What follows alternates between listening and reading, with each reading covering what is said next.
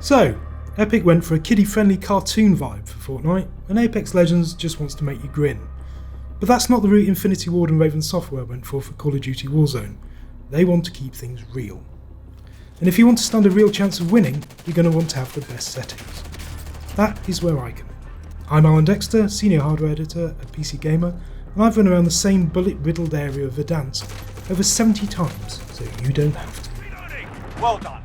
Warzone is not shy when it comes to settings. There are pages of the things. This means you have loads of options to play with to make sure you're hitting optimal frame rates without sacrificing visuals.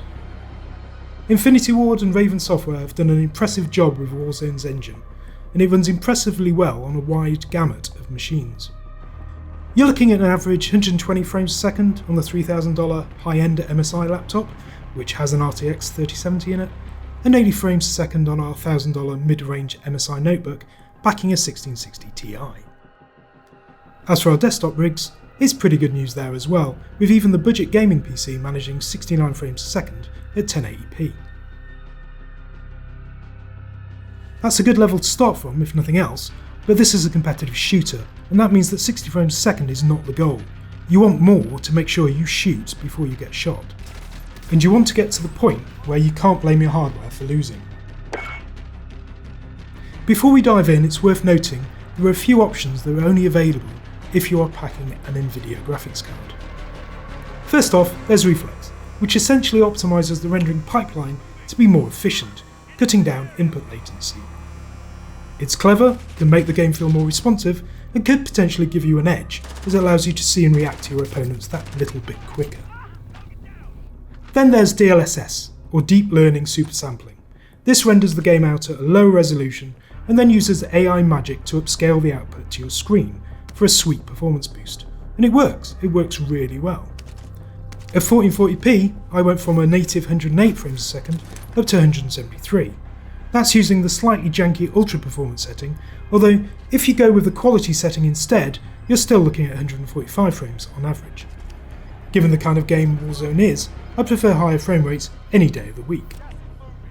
Some gamers are more sensitive to the visual impact of DLSS than others. If you have an Nvidia graphics card, you also get the option to turn on ray tracing. This is just for shadows though, and appears to be a hangover from the setting screen in Modern Warfare, and has no effect in Warzone other than to take a bite out of your frame rates. You can turn this off basically.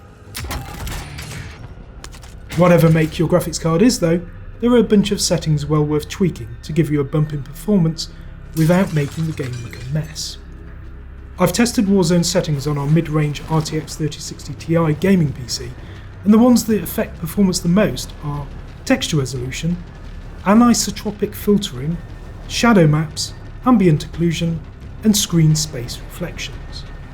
If you're still not happy with your frame rates after tweaking these, then some of the other settings can be worth adjusting, but those will only furnish you with an extra few FPS here or there.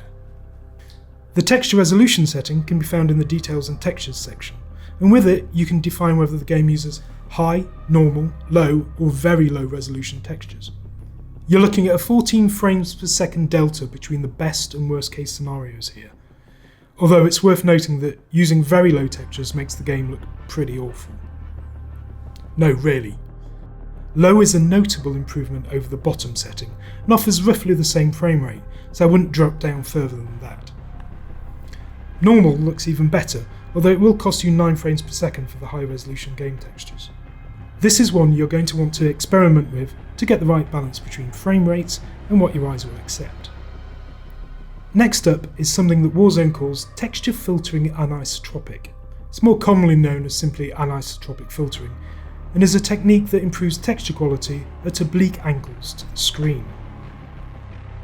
It's most evident on the floor and on walls. The further away from the textures you are, the less detailed it needs to be. Left unchecked, you'll get aliasing, and basically a noisy mess, without some form of filtering.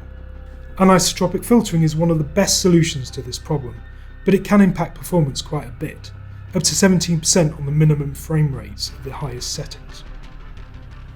Given the impact on gaming performance, and the fact it still looks pretty good at the lowest setting, this is worth dropping down to low and just enjoying the high frame rates.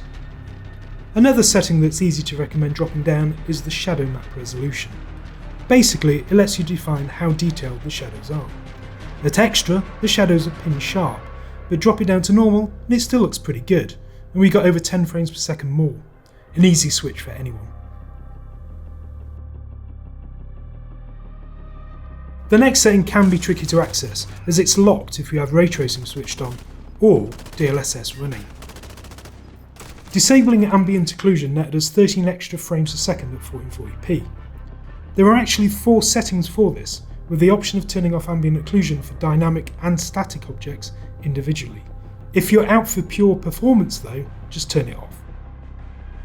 In case you're wondering, ambient occlusion is responsible for those subtle shadows and reflected colours that make objects look a bit more anchored in the real world. Warzone does look slightly better with them, but not 13 frames per second better. Flick this to disabled and you're good.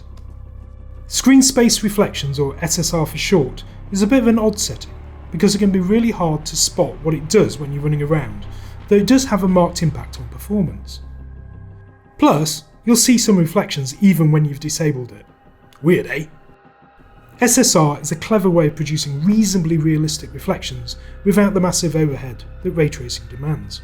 It's a bit of a cheat because it uses the screen space viewport, i.e. the camera, to produce the effect, thus the name.